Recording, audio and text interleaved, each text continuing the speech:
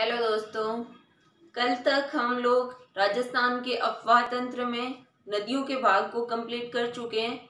आज हम उसी से संबंधित झीलों को पढ़ेंगे। आज से झील को स्टार्ट कर रहे हैं। झीलों को हम कई भागों में बांट सकते हैं, लेकिन यहाँ हम पानी की प्रकृति के आधार पर राजस्थान की झीलों को दो भागों में बांटेंगे।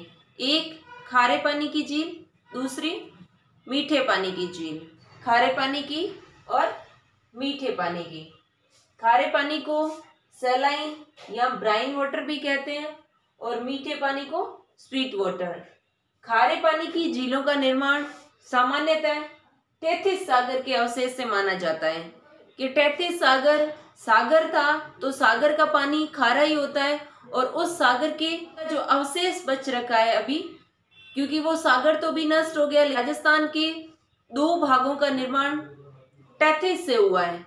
उस तैथिस सागर से होने के कारण उसके अवशेष अभी भी मौजूद है, और वो नमकीन अवशेष राजस्थान की मिट्टी के नीचे दबे हुए परतों के रूप में अभी भी प्राप्त होते हैं। तो उसी के कारण तैथिस सागर के अवशेष के कारण यहाँ खारे पानी की झीलें पाई जाती है।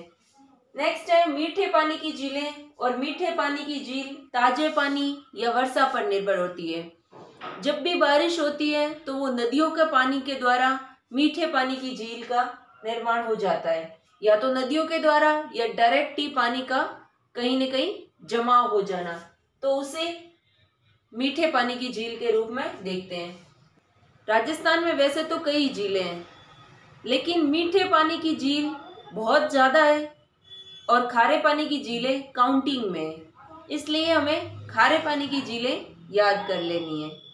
राजस्थान में खारे पानी की झील का मुख्य कारण तैथिस सागर का अवशेष है, जिससे क्या होता है कि जैसे ये जमीन के नीचे ये चट्टान पाई जाती है और उस चट्टान का नाम है माइका सिस्ट। तो माइका सिस्ट नामक चट्टान का जमीन के नीचे जो तैथिस सागर का अवशेष है, स्पेशली मरुस्थलीय एरिया, तो ज्यादातर जो खारे पानी की झील राजस्थान में प्राप्त हो रही है वो मरुस्थलीय एरिया में ही प्राप्त हो रही है। तो मरुस्थलीय एरिया में माइका सिस्ट की चट्टान यहाँ पाई जाती है। और माइका सिस्ट की चट्टान क्या होती है, इसमें NaCl अधिक पाया जाता है, सोडियम क्लोराइड, जो कि खाने का नमक होता है। वो खाने का नमक इन माइका सिस्ट चट्टानों में अधिक पाया जाता है, और इसी के कारण इसके ऊपर जो भी झील बनेगी या फिर पानी इकट्ठा होगा, चाहे वो बारिश का ही पानी क्यों ना हो, तो वो जो पानी इकट्ठा होगा तो यहाँ इससे कैशिकत्व के कारण खारी झील का निर्माण हो जाता है।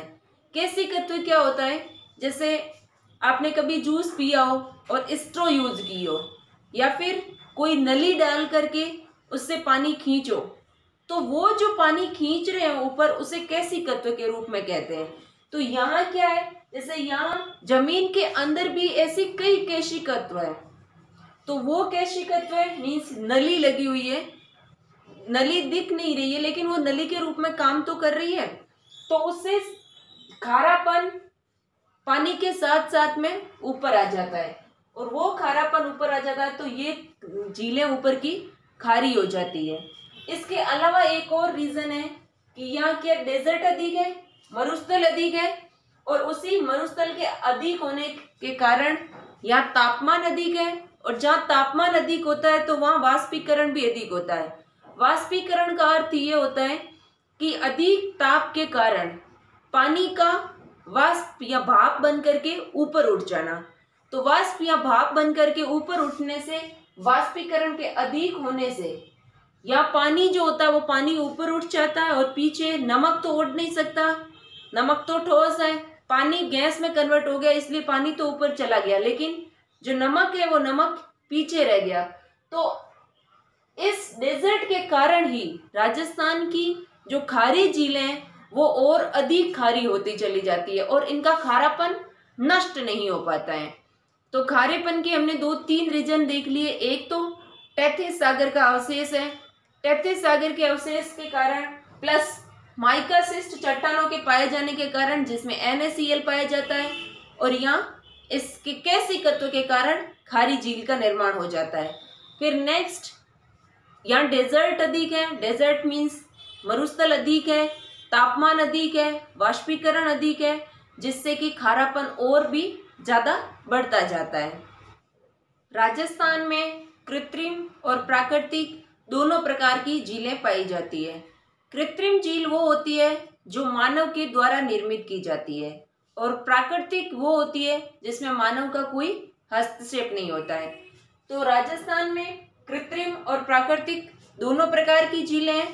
वैसे प्राकृतिक झील किसे कहते हैं, क्योंकि कृत्रिम तो मानव निर्मित हो गई, और प्राकृतिक झील का मतलब है कि विवर्तनिक झीलें हो सकती है, ज्वालामुखी उद्गार से निर्मित झीलें हो सकती है, अनूप झीलें हो सकती है, हिमानी निर्मित झीलें हो सकती है, वायु निर्मित झीलें हो सकती है। विवर्तनिक झील का मतलब ये होता है कि पृथ्वी की अंदर की जो हलचल होती है उस हलचल से निर्मित झीलें। नेक्स्ट है ज्वालामुखी उद्गार से निर्मित। जब ज्वालामुखी फट जाता है तो ऊपर क्रेटर या फिर झील का निर्माण कर देते हैं कभी कभार, तो उसे ज्वालामुखी उद्गार से निर्मित झीलें कहते हैं। नेक्स्ट है अनूप झीलें। अनूप झीलें वो होती है जैसे ये कोई सागर या महासागर है, और इसी सागर या महासागर का एक भाग किसी कारणवश, जैसे यहाँ कोई पतली परत की चट्टान है और पानी यहाँ आगे तक भर जाता है, तो यहाँ पानी भर गया है, यही इसी सागर का एक छोटा सा अवशेष है, लेकिन बीच में थोड़ा सा यहाँ अवरोध आ गया है, तो इस झील को, इसे तो सागर कहेंगे, इस झील को अनूप झील के रूप में डिनोट करते हैं। नेक्स्ट है हिमानी निर्मित। जो बर्फ से बनी हुई झीलें होती है उसे हिमानी निर्मित। वायु निर्मित, वायु के कारण निर्मित होती है उसे वायु निर्मित। और वायु निर्मित झीलों को पश्चिमी राजस्थान में इसको मुख्यतः एक वर्ड के रूप में जाना जाता है, और वो है ढाढ़। तो इस ढाढ़ वर्ड को याद रखना है। ढाढ़ अस्थायी प्रकृति की झीलें होती है जो कि कभी कभार निर्मित होती है। तो इसलिए इस पूरे मैटर का एक ही सेंस है। वैसे तो ये कृत्रिम और प्राकृतिक सबको पता है, लेकिन कभी कभार ये स्टेटमेंट आ जाए कि राजस्थान में कृत्रिम और प्राकृतिक दोनों प्रकार की झीलें, तो वो राइट होगा। और यहाँ प्राकृतिक के इतने पॉइंट्स को समझाने का सिर्फ और सिर्फ एक ही उद्देश्य था कि ढाढ़ को समझाया जाए। ढाढ़ का अर्थ ये होता है कि वायु से निर्मित पश्चिमी राजस्थान में जो झीलें होती है, जो अस्थायी प्रकृति की होती है, उसे ढाढ़ कहते हैं, और वो प्राकृतिक झीलें होती है। नेक्स्ट है झीलों की नगरी किसे कहते हैं, लेक सिटी किसे कहते हैं। लेक सिटी उदयपुर को कहते हैं, और झीलों की नगरी कहने का कारण ही है यह झीलों की अधिकता है, और इसमें भी विशेषकर मीठे पानी की झील सर्वाधिक है। तो ये आ जाए कि सर्वाधिक झीलें कौन से जिले में, तब भी आंसर अपना उदयपुर होगा। और क्वेश्चन ये आ जाए कि सर्वाधिक मीठे पानी की झील कौन से जिले में, तब भी अपना आंसर उदयपुर होगा। इसीलिए इसको उदयपुर को झीलों की नगरी के रूप में जानते हैं। नेक्स्ट है सर्वाधिक खारे पानी की झीलें। तो सर्वाधिक खारे पानी की झील नागौर में पाई जाती है, और नागौर को ऐसे भी याद रखो कि जो भी झील जिसमें न वर्ड आ रहा हो न, तो वो न वर्ड वाली झीलें अक्सर नागौर से संबंधित होगी। और नागौर में सर्वाधिक कौन से प्रकार की झीलें, खारे पानी की। जैसे एग्जाम्पल न वाली झीलों का एग्जाम्पल डीडवाना, तो यहाँ भी न आ गया, डेगाना, तो यहाँ भी न आ गया, नावा, कुचामन। और यहाँ ऐसे भी याद रखो, न से नागौर और न से जो भी झील मिलेगी वो खारे पानी की और नागौर से संबंधित होगी। हो सकता है कोई अपवाद हो, लेकिन ज्यादातर जो नागौर की झीलें हैं वो नए वर्ड से संबंधित है। तो इसमें याद रखना है झीलों की नगरी उदयपुर, लेक सिटी, रीजन, झीलों की अधिकता, और उसमें भी मीठे पानी की।